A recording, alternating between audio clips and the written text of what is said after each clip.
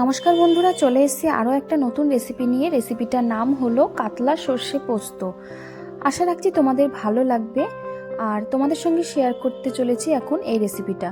তো আমি এখানে 500 গ্রামের একটা কাতলা মাছ নিয়ে নিয়েছি আর বড় বড় সাইজের পিস করে নিয়েছি। এখানে আমি 5 পিস। তো দেখতে পাচ্ছ মোটা মোটা করে কেটে নিয়েছি। আর এর মধ্যে আমি এখন নুন, 1 চামচ পরিমাণ তেল আর হাফ চামচ পরিমাণ হলুদ মাখিয়ে এটাকে আমি কিছুক্ষণের জন্য রেখে দেব। প্রায় 10 মিনিট মতন আমি রেখে দিয়েছিলাম। ভালো মতন হাত দিয়ে মাখিয়ে সব দিকটা হলুদ হলুদ করে নিয়ে তারপর আমি এটাকে 10 মিনিটের জন্য রেখে দিয়েছিলাম। আর ততক্ষণে আমি একটা মশলার পেস্ট বানিয়ে নেব। তো সেটা তোমাদের সঙ্গে দেখিয়ে নিই। প্রথমে আমি একটা বাটি নিয়েছি আর বাটির মধ্যে দিয়ে দিয়েছি আমি এখানে 4 চামচ কালো সর্ষে।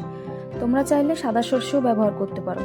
আর সর্ষে ব্যবহার করার সময়, সর্ষে পেস্ট ব্যবহার করার সময় কিন্তু অবশ্যই লবণ ব্যবহার করবে, নাহলে কিন্তু তিতো লাগতে পারে। আর এখানে আমি দিয়ে দিয়েছি 4টে কাঁচা লঙ্কা। যে যেমন ঝাল খাবে সেই অনুযায়ী দিতে পারো। আর যেহেতু আমি সর্ষেটা 4 চামচ ব্যবহার করেছি, ওই জন্য আমি পোস্তটা 2 চামচ ব্যবহার করেছি। তো 1টা চামচ ব্যবহার করেছি আর ওই চামচটার মাপেই তোমাদেরকে বলছি। আর এখানে আমি দিয়েছি 1 চামচ সর্ষের তেল। তারপর এর মধ্যে দিয়ে দিয়েছি হলুদ হাফ চামচ আর হাফ চামচ লবণ। তারপর এর মধ্যে আমি একটু জল ব্যবহার করেছি। জল দিয়ে আমি অল্প একটু টাইম রেখে দিয়েছিলাম, যাতে এই লবণ দিয়ে ভিজিয়ে রাখতে হয়।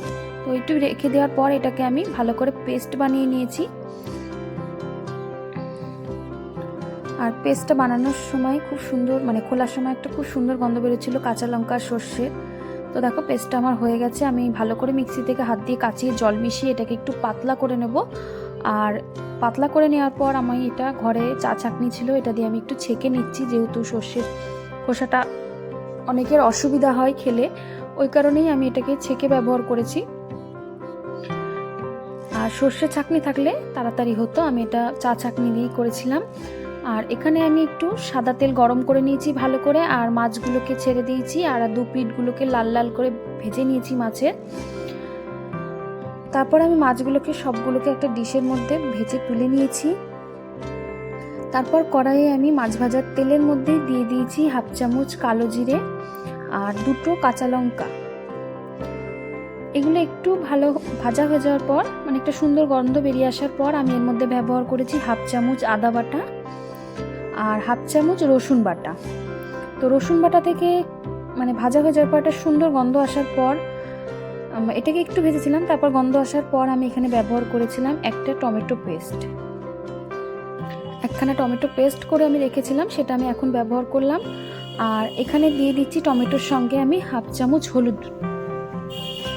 হলুদটা দেওয়াতে টমেটোর কালারটা অনেকটাই সুন্দর হয়, ওই জন্য আমি হলুদটা এখনই ব্যবহার করলাম।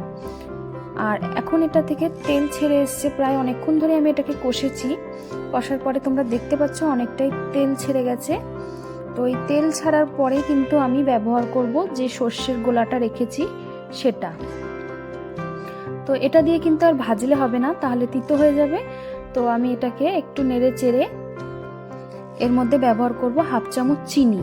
চিনিটা ব্যবহার করেছি এই কারণেই, কারণ ঝাল মিষ্টি সব স্বাদটাই ঠিকঠাক থাকবে। চিনি ব্যবহার করলে অনেকটাই রান্নায় টেস্ট ভালো হয়। ঝোলটা ফুটে আসার পর আমি এর মধ্যে দিয়ে দিয়েছি মাছগুলোকে। আর মাছগুলোকে দেওয়ার পরে আমি গ্যাসটাকে একটু আস্তে দিয়ে এর উপর দিয়ে সরু সরু করে কেটে রাখা টমেটো আর কাঁচা লঙ্কাটা দিয়ে দিলাম। আর এখানে ব্যবহার করেছি আমি 2 চামচ সর্ষের তেল ওপর দিয়ে দিয়েছি, যাতে সুন্দর একটা গন্ধ বেরোয় সর্ষের সাথে। তারপর দেখো এটা আমার সুন্দরভাবে রেডি হয়ে গেছে। যে যেমন গ্রেভি খাবে সেই হিসাবেই রেখো। আমরা অল্প খেয়েছি, এই জন্য আমি অল্পই রেখেছিলাম। আর মাছগুলো খুব সুন্দর ফুলে গেছে। আর ওপর দিয়ে আমি দিয়ে দিয়েছিলাম একটু ধনেপাতা। তো এটা আমার প্রায় রেডি হয়ে গেছে। এখন আমি এটাকে একটু সাজাবো। তো সেটাও তোমাদের সঙ্গে শেয়ার করব। তো এই যে আমার সাজানো হয়ে গেছে। তো আমার রান্নাটা শেষও হয়ে গেছে। কেমন লাগলো ভিডিওটা অবশ্যই কমেন্ট করে জানাবেন। আমার চ্যানেলটাকে ভালো লাগলে অবশ্যই সাবস্ক্রাইব করে নেবেন। দেখা হচ্ছে পরে।